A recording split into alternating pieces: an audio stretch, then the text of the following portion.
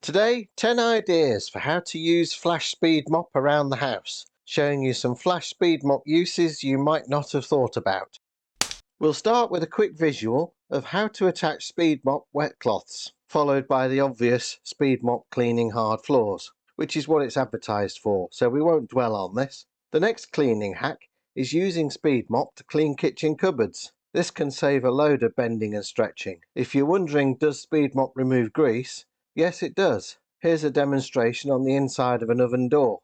It's great on the worst affected doors like those above the hob, as long as you keep it at bay regularly. You'll still have to do any recessed parts of the doors by hand, but you can always use a dish mop. The head of the Speed Mop even fits quite neatly into the spaces in a bottle rack unit. Can you use Speed Mop to clean appliances? Too right you can. It works great on flat-fronted appliances like dishwashers, oven doors and fridges. Use your Speed Mop to clean doors and other flat areas of paintwork, even emulsion painted walls. What about using your Speed Mop in the bathroom? Mop the large areas of your bath with ease, and Speed Mops are brilliant on tiles around baths and showers.